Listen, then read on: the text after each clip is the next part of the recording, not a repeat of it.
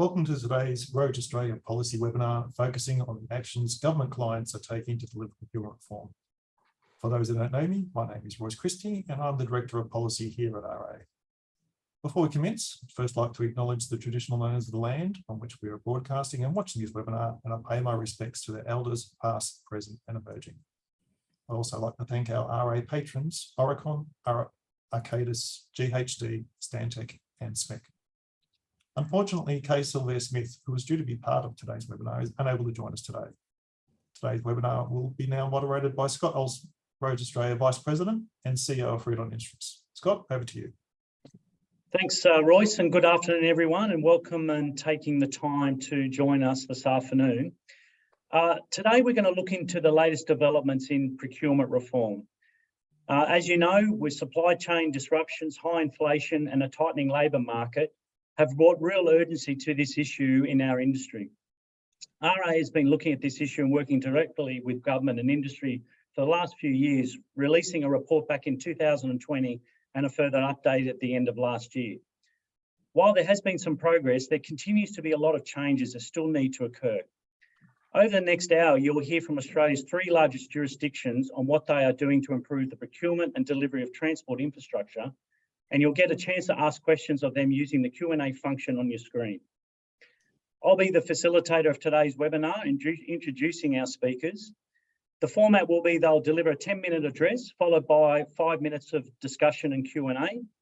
Those wishing to lodge a question in the Q&A should use the Q&A function at the bottom of the screen whenever you want to. And I'll now introduce all of the speakers before we hear from Corey and Josh. So Corey Hannett, he's the Director General of Major Transport Infrastructure Authority. As Victoria's Director General Major Transport Infrastructure Authority, he's been overseeing a massive pipeline of transport infrastructure projects since 2014. As head of MTIA, he is responsible for the delivery of some of Australia's largest transport projects, including the North East Link, Metro Rail, Westgate Tunnel, and the removal of 75 of Melbourne's most dangerous and congested level crossings. As well as these mega projects, MTIA is upgrading every regional passenger line in Victoria, delivering a rail link to Melbourne Airport, working on the Western Rail Plan, including fast rail to Geelong and Ballarat, and upgrading roads across suburban and regional Victoria. Corey is a driven and motivating leader with more than 25 years experience in construction, including 15 years in the public sector. He was previously Chief Executive of the Regional Rail Link Authority, which delivered the largest rail project in Victoria for almost a century. And early in his career, he worked with Bora Resources and Balderstone Hornibrook on large-scale road projects. Joining Corey today is also Josh Miller, General Counsel at MTIA. Our second speaker is going to be Neil Scales, Director General, CEO and Chair of TMR. Neil is the Director General of the department and has an operating budget of $6 billion, a capital budget of $3 billion and managed assets worth around $57 billion. Neil joined the Queensland Public Service in March 2012 as CEO of Translink, where he was responsible for the public transport network across Queensland. He was appointed Director General of TMR in March 2013. In September 2014, Neil became Commissioner of the National Transport Commission and joined the Roads Australia Board in November 2014. Neil is Chair of Ausroads, Deputy Chair for the Australian Road Research Board, and board member of the Queensland Police Citizens Youth Welfare Association. He's also a board member of the Queensland Transport and Logistics Council, Tourism and Transport Reform, and Roads Australia and the Australian Centre for Rail Innovation. In September 2014, Neil became government champion for the Warrnambool Indigenous community. And since 2015, Neil has been the Queensland Public Sector CEO champion against domestic and family violence by participating in Australia's CEO Challenge Race. Neil became Acting Chief Executive Officer for Queensland Rail in October 2016, returning to the Director General role at TMR in April 2017. James Sherrod, who is our third speaker, Head of Commercial Performance and Strategy, TFNSW. He is currently the Head of Commercial Performance and Strategy Infrastructure in Place, bringing over 25 years of experience in the advisory, planning and delivery of a broad range of infrastructure projects. Prior to joining Transport, James spent 6 years at the National Managing Partner for PwC's Capital Projects business, and then Infrastructure and Urban Renewal team responsible for projects totaling more than 10 billion. Before joining PwC, James spent nearly a decade planning and delivering complex projects in transport and civic infrastructure in the UK, Africa, Middle East and Asia. In these roles, James was responsible to a range of government agencies for the strategic planning, commercial and legal structuring and construction delivery. This international experience builds on a foundation of project management in Sydney, including work on projects for the Sydney Olympics, defence and transport infrastructure. James brings together a team-based approach to leadership and stakeholder engagement, along with a strong background in strategic project analysis, risk mitigation and construction knowledge. So look, thanks very much for your time, gentlemen. I'm going to kick things off and hand things over to Corey Hannard, and I'll now hand it over to you, Corey. Okay, thanks, Scott. And we'll get these slides up and going. Thanks. Next slide, thanks. So just the, I suppose the overall big picture view of what we call in Victoria now the big build. We've basically got 165 projects on the go, worth about a budget of over $100 billion. In terms of where we're at in delivery and procurement, we're actually this year we'll turn over about $13 billion, and we've got a monthly turnover now which is over the $1 billion a month, which is obviously in today's numbers enormous compared to, I know, 15 years ago or 10 years ago, if you spent $1 billion in a year on a program, it was just about like a world record. To actually now have a monthly spend like that, it's enormous. And contextually, there's about 50,000 people working on the program, and so far we've expended over 170 million man hours of resources. So it's a very big employer, and it's very, very important to the Victorian economy, if not the Australian economy. Next slide, thanks. So obviously, as we further develop and deliver projects, I think they are becoming more complex, especially when you are delivering city shaping jobs where we're doing a lot more tunnelling because it's not accepted to go through residential areas and have mass land acquisition and interface back with the community. So, and in Victoria, we've got some of the most complex ground conditions in the world. In terms of the market, also just with complexity, we also in Victoria do a lot of brownfields rail infrastructure, which around the globe, it's notoriously complex, and the required skills in that area of work are very unique. In terms of the market, how we see things, obviously on the eastern seaboard of Australia, it's one of ourselves, New South Wales, Queensland, I suppose also South Australia now, and the western seaboard, West Australia. The work has compounded, and obviously we're trying to facilitate delivering that infrastructure with the finite amount of resources the industry has. So construction expertise is certainly very in demand, and obviously also is our skilled workforce as well. One of the challenges that we see also as an opportunity, but I'd say right now the industry is male dominated, and attracting more females to industry and developing careers in a way that the future is better, we need to do that. And also in terms of diversity of the industry, obviously we've got a number of overseas businesses now in Australia, which is important for the future, but I think also our tier 2s, 3s and 4s, actually getting them to participate going forward in more procurement and infrastructure delivery. It's really, really important. I think what that does, it deepens the market, it develops people's skills, and it's really a big focus of ours as well across our program. Thank you.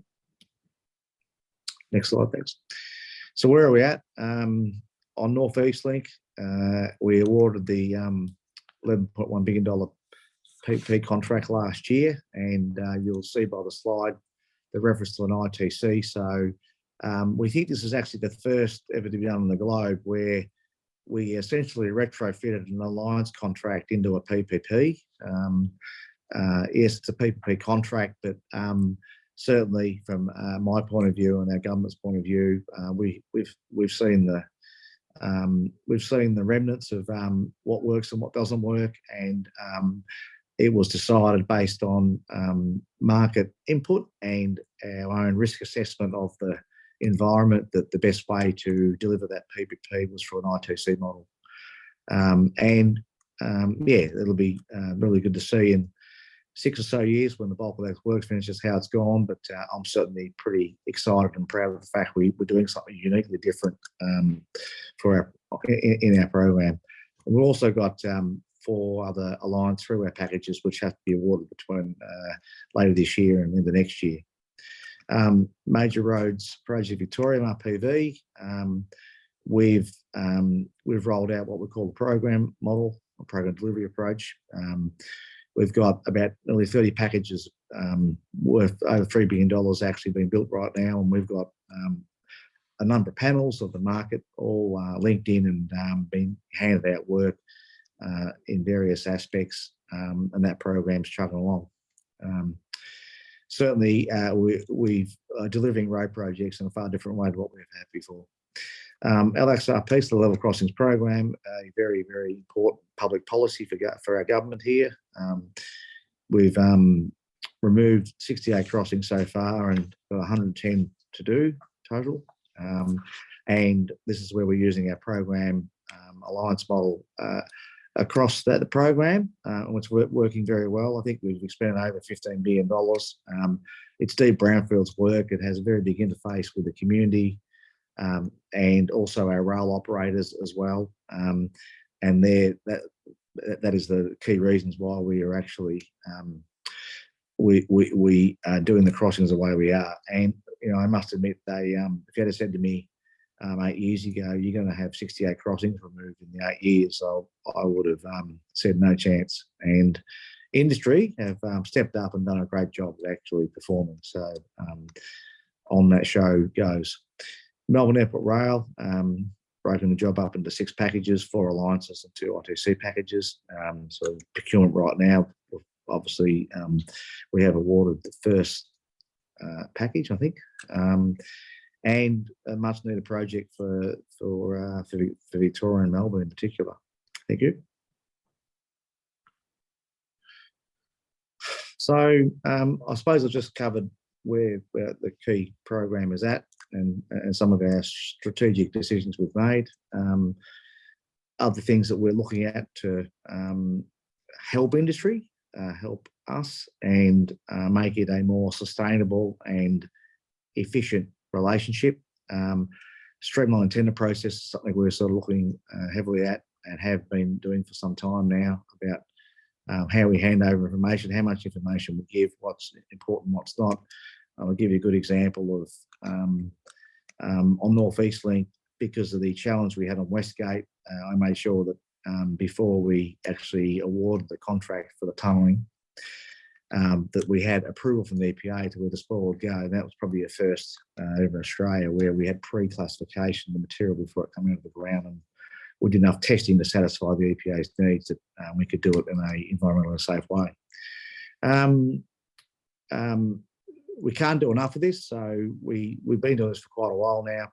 Utilities on projects, the utilities are killers to projects, so we're just getting ahead and more ahead and more ahead, and doing more and more and more up front before we award our major work packages, making sure either through managing contractors or alliances or direct engagement with utilities ourselves, get those things out of the road. Because what's obvious to us is that if you leave it too late, it can have a catastrophic effect to a project's success. And yeah, I don't think you can do enough of it. Industry engagement. I think our success is the earlier we can engage industry to be on board on a project's life cycle, the better. And then you can draw upon lessons learned and get input from the people who actually are going to be responsible to build the infrastructure, having them up front more involved and being involved more upfront in the decision making and the strategy for project delivery. I don't think you can frankly do enough of it. Digital technology is obviously the way of the future, and how we actually increase our focus on that. I think it's unlimited where we can get to about how we go and build things and do it efficiently and record what we do and how we do it, or plan what we do. So the productivity benefit of that, I think it's just fantastic. So observations from me: key needs, upfront work to assist industry. So what we do, we develop as clients. We develop tender information, put a tender out to industry. We give industry a finite amount of time to price the works and give it back to us. I think the more upfront you need to do, you've got to. And as the jobs get bigger and more complex, you've really got to be careful about just how much you do upfront, or how you procure the job in particular. Collaboration. I think what we do know is that what doesn't work is when you end up in adverse relationships. It's certainly not lost on me. The industry need to thrive and survive, and they need to be profitable. You set up strategies where you cause financial harm. It becomes very problematic in delivering infrastructure projects. So we're very, very, very sensitive to that, and so is industry. And I think the other one is what really to me is important for the front of a job is that when you do procure a project, that you've got the true price, not the rush price, not the unrealistic price, not the best price to win the job at the discounting what the future holds. If you get the true price right, I think you do pave the way for minimising disputes going forward. And of course, culture is the number one important aspect of all infrastructure delivery, and having good people on all sides. That's just very important in our futures ahead. Thank you.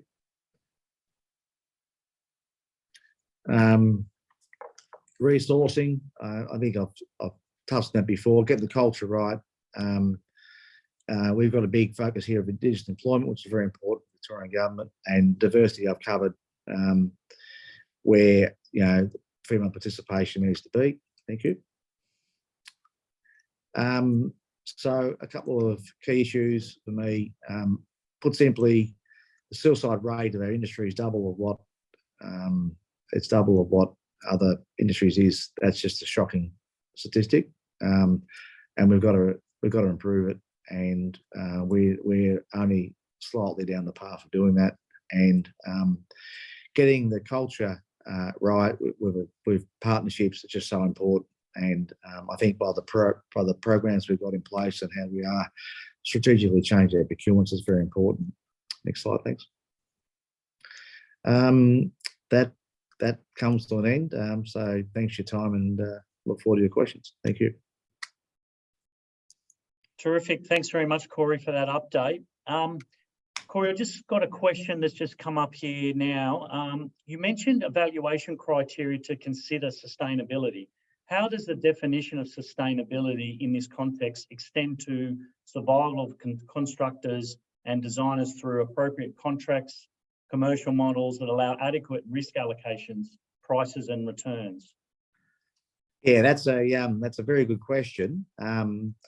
We're not there yet, but I think for me, it's as I said, you've got to do it as clients. We've got a responsibility to understand the true risk profile of a project, and if you understand that, I think that actually helps you to develop the most appropriate contractual model to how you go about delivering the project.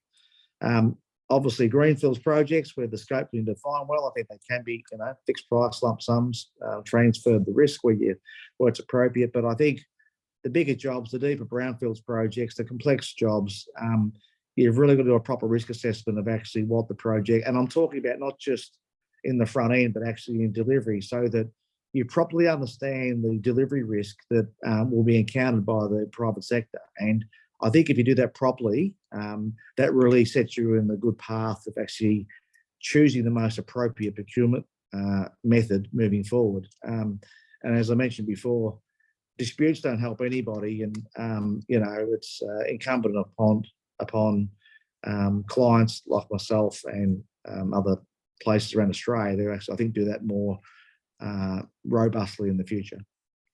Thank you. Thanks. And Corey, just one other question before we move on to Neil. When you look at the spending curves going on at the moment, particularly around the country, the resource shortages, etc., do you see your spending increasing or decreasing over the sort of forward years as you look ahead? Yeah, that's a very good point. So we've got Westgate Tunnel in full flight right now. That's got a couple of years of full construction. Metro Tunnel in the next 12 months will start to peter down once we get test trains in the tunnels and we finish off the stations. Level crossings will chug along. North East Link will gear up more. But as I think by the end of next year, when we do procure the secondary packages on North East Link, you'll see the back end of Westgate and some of the other work peter down. I don't think we could turn over much more efficiently than what we're doing right now.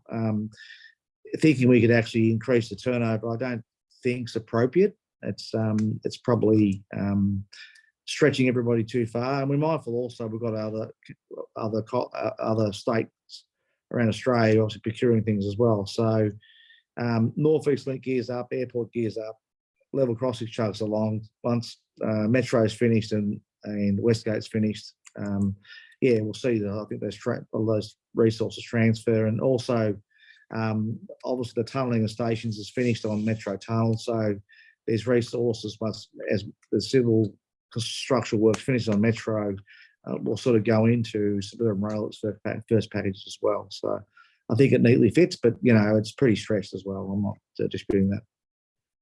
Terrific. All right. Thanks very much, Corey. And look, we'll hear some more from Corey at the end when we are able to sort of do some more Q&A. I'll hand it now over to Neil. And Neil, if you could give us an update on what TMR are doing with some of your initiatives around procurement reform.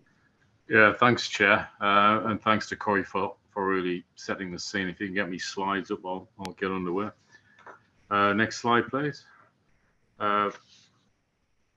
Next one. That's it. Right. I'd just like to acknowledge the traditional owners on the land that we're gathering today, wherever you might be. Pay my respects to elders past, present and emerging, but also any First Nations people that might be online. The department's a really complicated place. It's a $10.2 billion business, as Scott said in the intro, if you add it all up. But I've got a little video I just want to run just to show you how complex it is, because procurement is a cross-cutting theme for me. So next slide, and if you can play the video, please. Queensland, home to more than 5 million of you. We're connecting you from A to B by more than 33,000 kilometres of state-controlled road, 6,000 kilometres of rail track, and 130 million public transport trips each year. Our job, no, our passion, is to deliver a network that is accessible to everyone at every age or stage. We're investing more than $5 billion to improve our transport infrastructure, making your roads more flood resilient and bringing new ways to pay, so you can use our network your way. We're making your health and safety our top priority. We're always listening to you, creating more online services than ever, serving customers online over 11 million times each year. We've kept the state moving, transporting more than 1 billion tonnes of freight, adding 27 kilometres of new cycling infrastructure, and building 9 new boat ramps, pontoons and jetties. We're investing more than $1 billion to maintain and improve our network operations. We're recycling over 1 million tyres and using them to build our roads. We're switching more than 35,000 streetlights to smart LED technology. We're creating a transport system that's environmentally friendly and socially sustainable. Investing in skills, creating jobs, and embracing new technology. Queensland, we're here for you, to connect you to family and friends, schools, work and hospitals, to create a single, integrated transport network accessible to everyone. So just to give you a flavour of the sort of things that not just I'm dealing with, but everybody's dealing with. So I think we're really at the crossroads of driving change. And as Corey sort of very ably pointed out, it's not all about the the cheapest cost, whatever that is, wins. It's all about alliances. It's also all about long-term relationship. Next slide, please. So what we're trying to do in Queensland, along with everybody else in Australia, but please bear in mind, colleagues, there's no homogeneous state or territory. We're all different. So what works for me won't necessarily work for Corey or our colleagues in New South Wales or elsewhere. But we're trying to get the procurement platform just to actually change social, economic, and environmental outcomes. Well, what does that mean? And Corey pointed out that in the construction business, it's one of the biggest areas of male suicide. So we're trying to address that. We're trying to address time for life. We're trying to get more women into in the construction industry. So we're looking at how the massive investment we're making as a department makes proper changes. That bullet point there, resilient supply chains. What does that mean? Well, I think COVID just showed the fragility of our supply chains, and we're trying to move as much as we can onshore. And one of the things that we're doing in that space is, you'll have seen the announcement of us building 65 new trains for our network and for crossover rail in Maryborough. Next slide, please. Just got to refer to that because that's why we're here. If you haven't read that, I'd commend it to you because it's a good piece of work. And it's just a further step along the way. This is a continuous journey in my view, and it comes about by trying to all work together.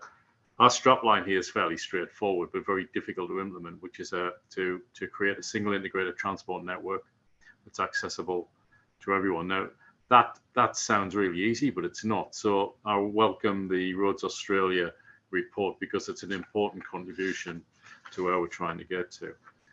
Next slide, please. So what are we trying to do in Queensland? Or what reform are we going through? So we haven't got as much money, not that I'm whinging, as our colleagues on the Eastern Seaboard. Next slide, please. But it's fairly substantial. It's 29.7 billion over those modes. You'll get copies of the slides, so I don't need to go through it all. But next slide, please. The state's 1.725 million square kilometres, so it's pretty big. And as the intro said, we've got 33,353 kilometres of road out of 180,000 kilometre road. So what we're trying to do with Q-Trip, which is a 4-year programme, is spread it out. So it's not all in the southeast corner. And although there are 5.2 million Queenslanders, we're within 85% of us are within 50 kilometres of the coast. And that actually translates pretty well to Australia. Now there's nearly 26 million Australians, and all of us are within, 85% of us within 50 kilometres of the coast. Next slide, please. So what we're trying to do with the procurement side is just get, as Corey had says, I'm sure our other colleagues are going to say as well, is just making sure that we have a clear vision of where we're trying to go. So an increase in local, small, medium enterprise, Indigenous business procurement spend, that's contributing to government targets. And what we're all about really is sustainable jobs. And we want people in the private sector to make a profit. Why is that? Because you make a profit, you're employing people, you're paying taxes, and we get a virtuous circle rather than a vicious circle. Next slide, please. So that's our tram down in Gold Coast. We've got 18 trams now. We're on with line 3, and we're planning line 4. In my experience, the first one's always difficult to get in. After that, you're all right. I'm just showing you because tram's just a really nice picture. But the real money slide is next. So what we're trying to do is a collaborative transport infrastructure program. So you've got 4 work streams there, 4 pillars. Collaboration for delivery. So we've got a collaboration model. So we're making sure our framework's correct, and it's horses for courses. Sometimes it's a double ECI, sometimes it's design and build, sometimes it's just hard dollar. But the bottom bit, the industry partnering approach, is the key thing on that particular slide. One of the key issues we've got as a result of building our way out of COVID is we've got lots and lots of work, but not necessarily the people to do all that work. So we're seeing, definitely an increase in prices, which is being driven not just by COVID, but also the war in Ukraine. I didn't realise until we'd done the work with another hat on, which is on Cross River Rail, just how much stuff does come out of Ukraine. So we've got a set of key result areas. We're looking at performance, but we're also looking beyond construction. You know, how do we actually keep the stakeholders on board? How do we keep people engaged? And how do we, you know, try and address some of the social issues? Next slide. It's all about collaboration. If we're not all pointing in the same direction, maybe on different velocities or maybe different time scales, or not, you know, with the same sort of vim and vigor that we all want. But, you know, we've got a genuine intention here to sort of set boundaries, have certainty regarding cost and time, talking about what outcomes do we need, not necessarily what outputs, but what outcomes we need, and a joint solution environment rather than just chucking, you know, issues over a fence. So next slide, please. This just shows you that it just hasn't happened. We've been at this for a long time. So I'm not going to read it all out, but we started the journey some time ago, and we had a working group formed in July, which had not just our mob and TMR, but also industry. And we're looking to develop a collaborative model. And that's really hard sometimes because you've got to leave your ego by the door, and you've also got to leave any preconceptions by the door. But we are getting there. So we put a charter together. Next slide. So that's it. And that's what we're trying to do in changing the culture. Also trying to make sure we live the charter. So there's 8 key elements to it. I'm not going to read them all out because you can read them yourself. And although I'm rushing through this, you know, there'll be plenty of time to ask questions, I think, and I'll hang around right till the end. Next slide. So that's what it's all about. Reduce the cost of tendering for both us and industry. One of the things we have tried to get in Queensland, we don't issue tenders, for example, over Christmas, New Year. We think people should have time with their families. Alternative mechanisms for value for money other than outturn costs. So it could be, you know, benefit of the community, could be reducing emissions, you know, could be, you know, using technology. And 3 was just writ large by Corey, the true value at the front end of the procurement process, not the end of it. Leveraging our collaborative contracts that we've got, looking at more realistic project outturn costs, trying to assess capability and capacity in the market. And we've got a real problem with that, not just in Queensland, not just on the eastern seaboard, but in this hemisphere. We haven't got enough people and there's a lot of work.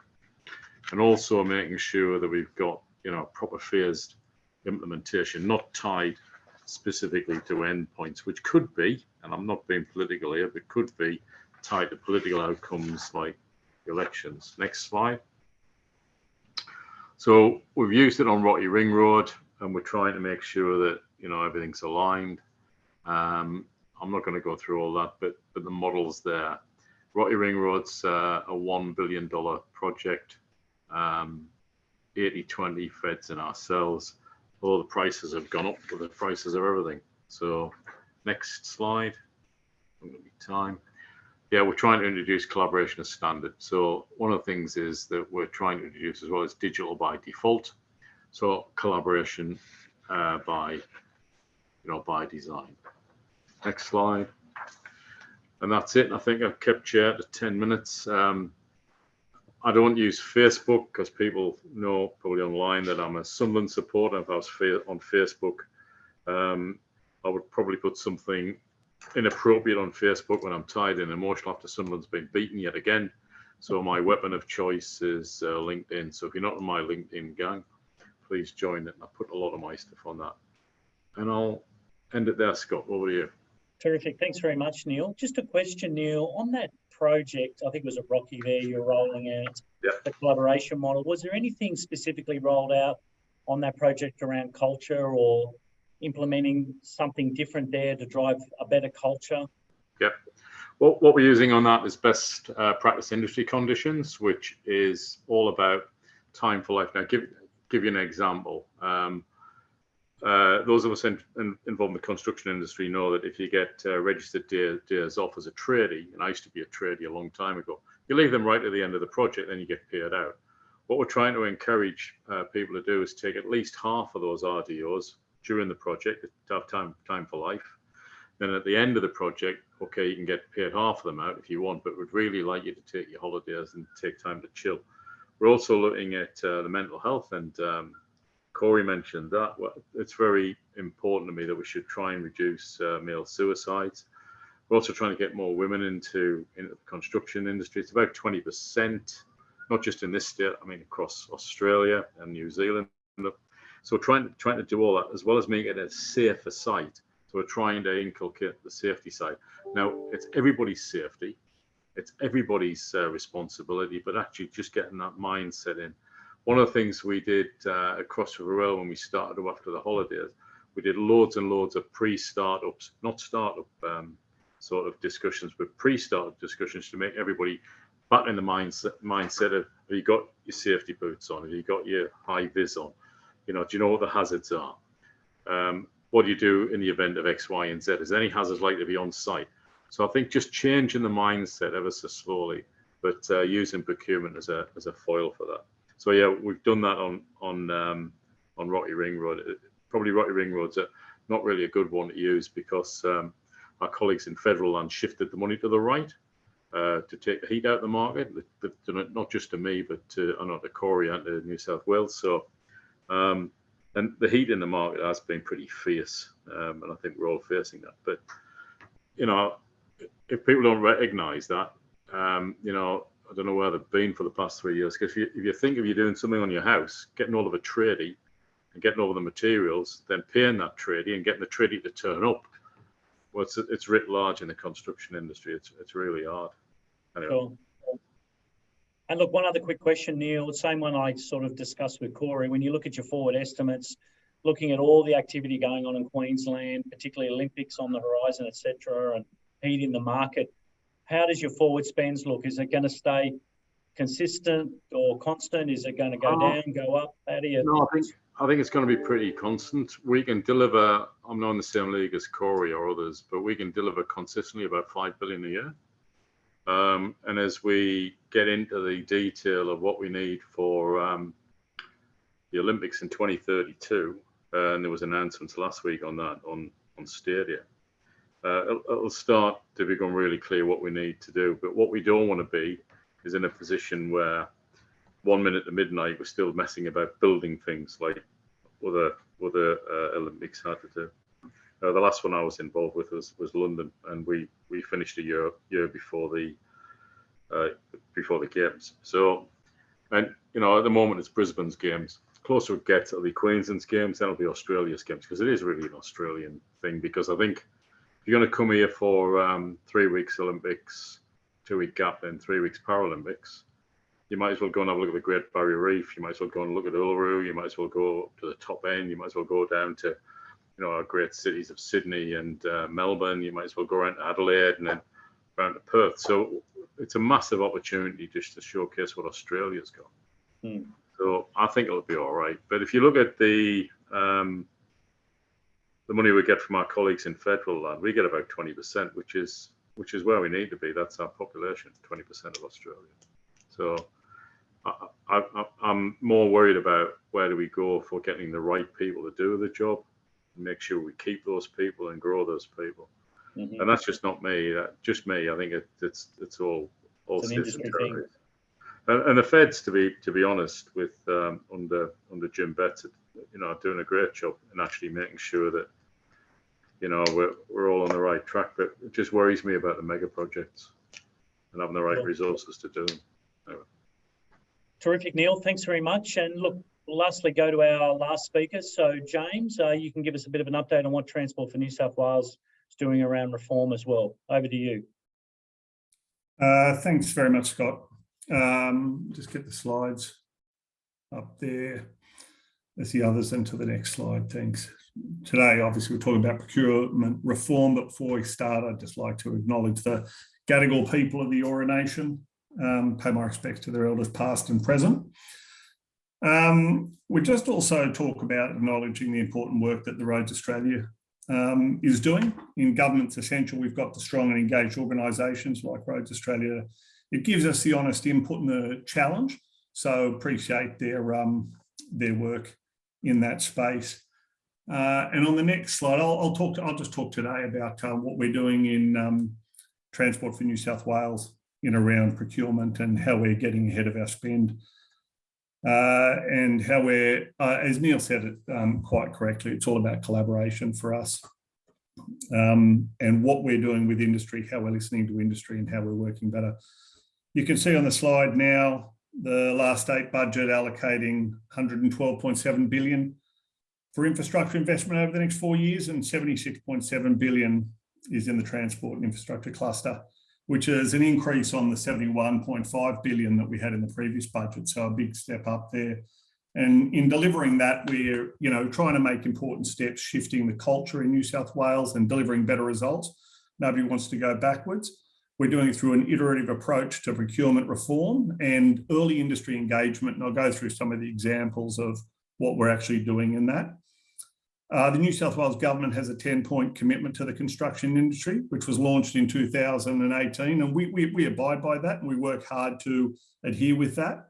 And it helps reframe our thinking to procurement. And, it's really the bedrock, I guess, and the guiding document that we start with our reshape of procurement over the last number of years. We've also got the Premier's memorandum on the procurement of large and complex infrastructure projects, and it holds us to account for meeting the expectations of the 10-point commitment. And it sets out pretty clear default procurement practices that the industry can expect from us as an agency, and that we're required to report against to Infrastructure New South Wales as the reviewer.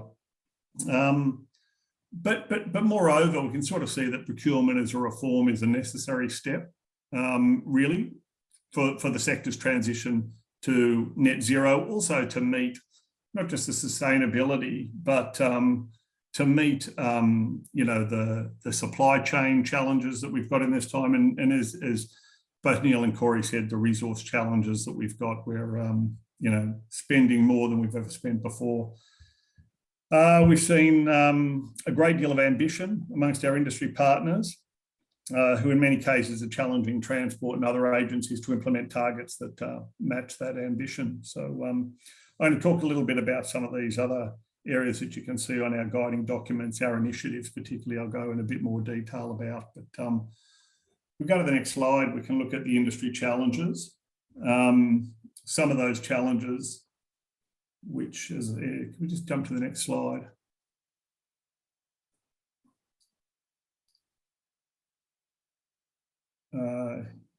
Yeah, should be on slide 4. Anyway, that's okay. I'll just talk about some of the we've got the unparalleled infrastructure investment and the skills shortage.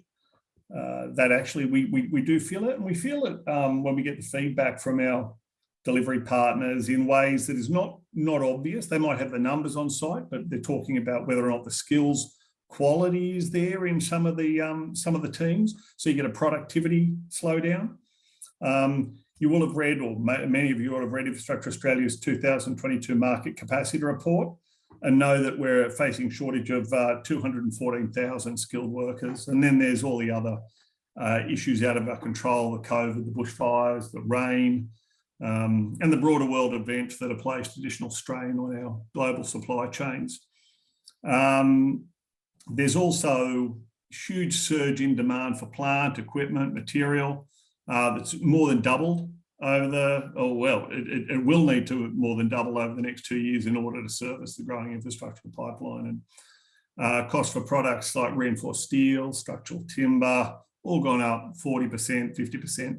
And so the struggle that we see, obviously we hear on a daily basis, is how do contractors price that? How do they build it in? And what can we do as a government body to share some of that risk? Really, it does come down to collaboration. We have initiated quite a few things in that space. We have regular health checks with our on our tier 1 projects. As we proceed through the tendering process, we have set up an executive health check process where we don't discuss the tender per se, but we discussed the challenges that the organisations are facing. We've had some great innovation come out of that. We've had on jobs like the M1 to Raymond Terrace, we've looked at indices to meet cost escalation. We've looked at even alignment. We've looked at approach to how we deal with sharing of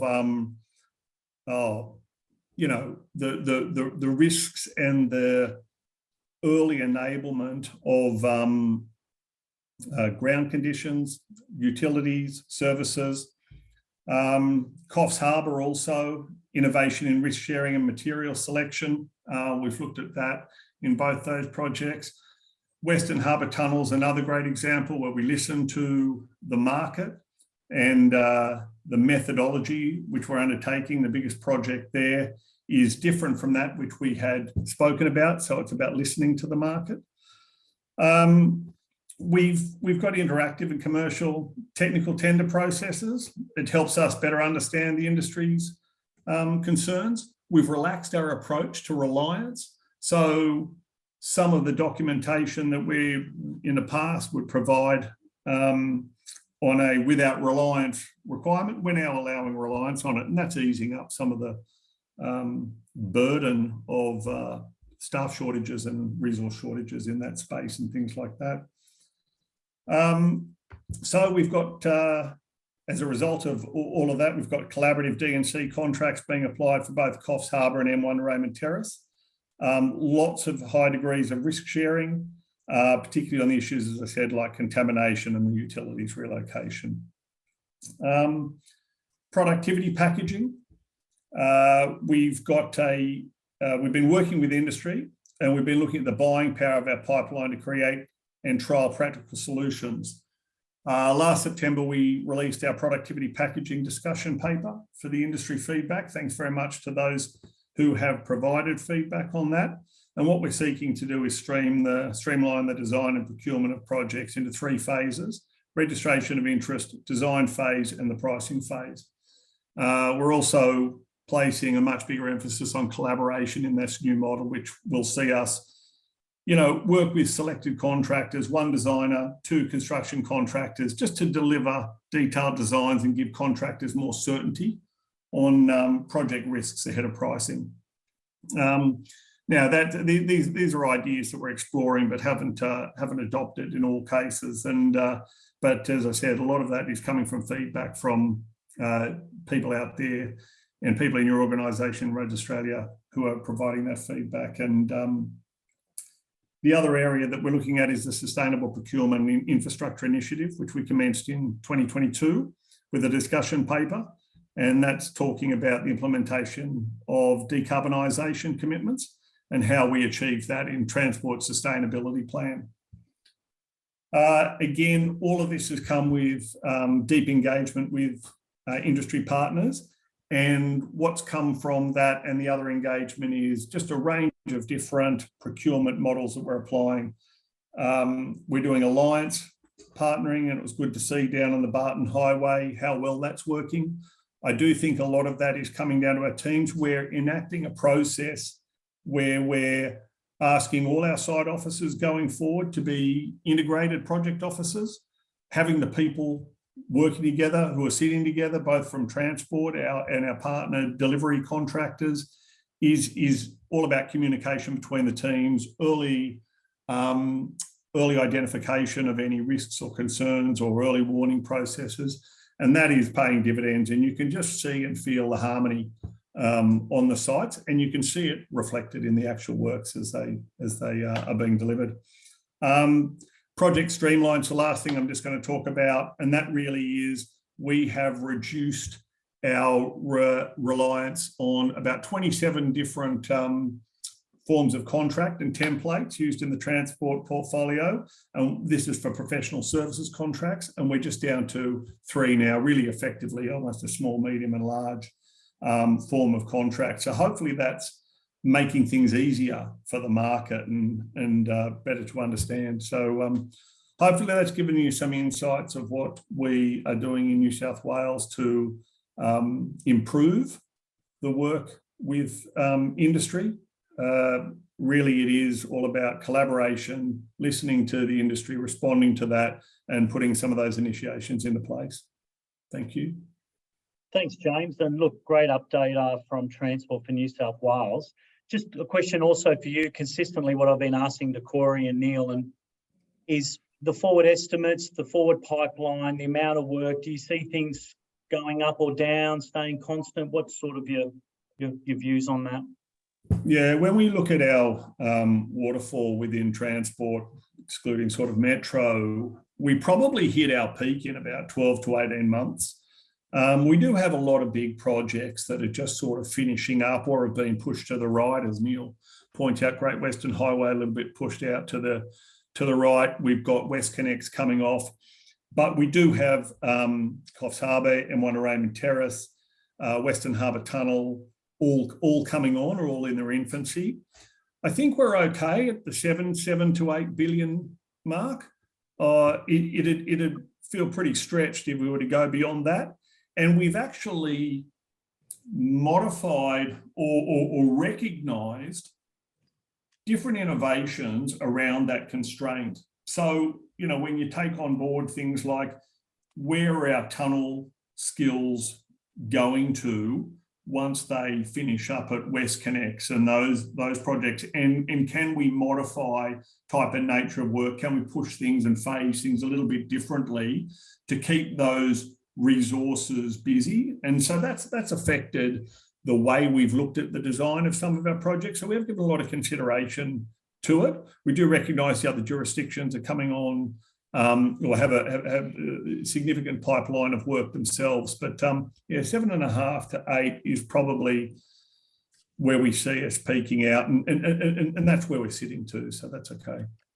Okay, thanks, James. So look, Neil and Corey, if I can just bring you back into our panel discussion. We've had a couple of questions around escalation, and I think all of you have sort of touched on that.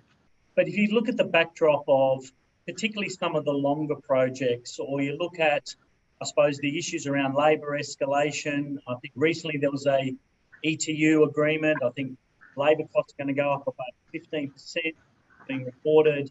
If you look at the backdrop of materials, the issues going on around the world, when you look at an escalation number, sometimes when you're bidding, particularly some of the larger projects, it can be a really, really big number. And sometimes when you look at tenders and how you try and compare different bid offerings from different sort of, say, consortiums, it's always a really hard number to judge.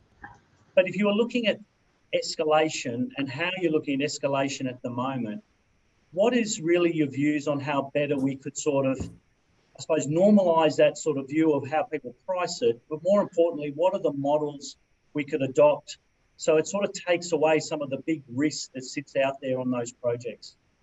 Neil, have you got a view on that? Yeah, I think if you take rise and fall clauses, or what's happening now, rise and rise clauses, we try and take that out of the contract. So we'll take the principal's risk on that. Steel's a good one, for example, where what we'll try and do is just de-risk it for the bidding team.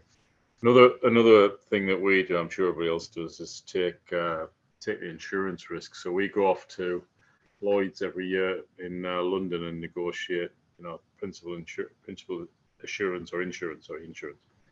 So I think we'll take as much risk as we possibly can, because if you don't take the risk that you can take, it just gets priced in anyway, Chair, and you end up paying for it. So as long as we can have it, and this is what the collaboration's all about, that's come through from all three of us today. It's all about taking the risks that you can take and making sure we get the right outcome for the people of Australia. That's what it's all about. I see, and it's inevitable because I used to be a contractor in another life. You've got, tons of work and not enough people, so the price is going to go up. The pendulum will swing the other way eventually, and you'll have, too many people and not enough work. And our colleagues online from the consulting business, that's their life. So I think we're going to try and just smooth out the perturbations or the wrinkles as much as we can. So it's all about, and it comes back to what all three speakers have been saying on collaboration, making sure that you all understand where you need to be, look for KPIs that give benefits back to the people being people of Australia. Also make sure it's not a zero-sum game, Because it's a zero-sum game. All that'll happen is, you know, one mob will be plus 1,000, the other one will be minus 1,000, and then when it gets to play time, the one mob will be 10,000, the other one will be, you know, plus 10,000, it'll be minus 10,000. Net effect for the people of Australia is zero. But it takes some really hard discussions to do that, because there's always a temptation from my side of the house to actually get as much as you possibly can. And there's always a temptation from the other side to make as much money as you possibly can, but neither approach is sustainable. So I think we've got to have honest discussions, but when you think about it and you resolve it, and Corey touched on it, it's all about the economics for Australia. That's what it's all about. Because if we keep on increasing the population, you know, we've got a Mackenzian engineer, not a monetarist engineer. We need more ports, more airports, you know, more infrastructure, you know, more, you know, water systems, more desalination plants, because, you know, the radical uncertainty that we're facing at the moment isn't COVID anymore. It isn't, you know, global financial crisis. It's climate change. Yeah. So, and we're going to have to bear that in mind. Plus, we're only borrowing the world from our children and our grandchildren. So the stuff we're doing now on the sustainability side, and we're all doing it, we just need to do more of it. So I think it's, you asked us a question, and as usual, I've told you a story, but the whole point is collaboration, taking the risk that you can, and try and de-risk as much as you can without being reckless. Because bear in mind, it's all public money, this, so it's got to be transparent. Sure. Corey, your sort of views on that? Yeah, I agree with everything Neil said. I reckon for me, the key question is who's taking the cost risk on a project, and if you resolve that, transparency is the most important thing, because basically contractors actually they price projects on assumptions, and of course, you know, we've got big challenges right now with escalation across the industry. There's no question about that. But when you're in jobs like, you know, we're in, it's very difficult in government to go change forms of contract in the middle of way through something. So some of those things you think you've transferred the risk, or you have, it's difficult to deal with it. But if I go to the collaboration contracts, you can see the pricings of projects and you can see all the key assumptions. So I think it's a lot easier in those circumstances. You can actually, you know, I think, solve that issue far easier. In the fixed price jobs, you know, the contractors quite rightly don't want to disclose their costings to you, because that's their commercial responsibility. Where I think it makes it a lot harder for them to defend themselves and justify actually, you know, getting support for that. So I think it just comes back to the true risk of the project and having a proper risk assessment, a risk understanding of actually the true delivery risk, and having the appropriate procurement model for it. And if you do that, I think then you can solve it. Okay.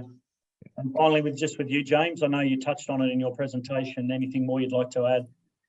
Only like I mentioned, we've set out, we recognise it in some of the newer, bigger projects that we've got, the bigger road projects. We've agreed with the contractors indices on some of those major areas for procurement, some of the major supply items. And we'll monitor that, and it's a cap and collar, and if it goes over it, we'll dig in our pocket, and if it goes under it, we'll be the beneficiary. Otherwise, as Neil points out, you're paying for it in any case, whether it sits in there in a lump sum in either party's pockets. But it's just an easier and fairer way to deal with what is escalation levels at this point in time, which are a little challenging, that's for sure. All right, thanks, guys. Look, unfortunately, and I think, Royce, we're out of time. I'm sorry that I haven't been able to get through all the questions, but we'll circle back around those questions with the panelists and get something back to you. Look, firstly, I'd like to thank you all for taking the time to join into the webinar. It seems to have flown pretty fast in 1 hour.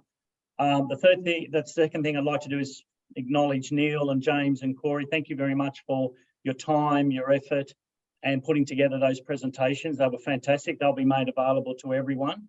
I'd also like a special mention to Corey. Thank you, Corey, not only for your time today, but you really have been a true sort of change agent trying to help the industry, particularly in Victoria, change procurement, reform procurement.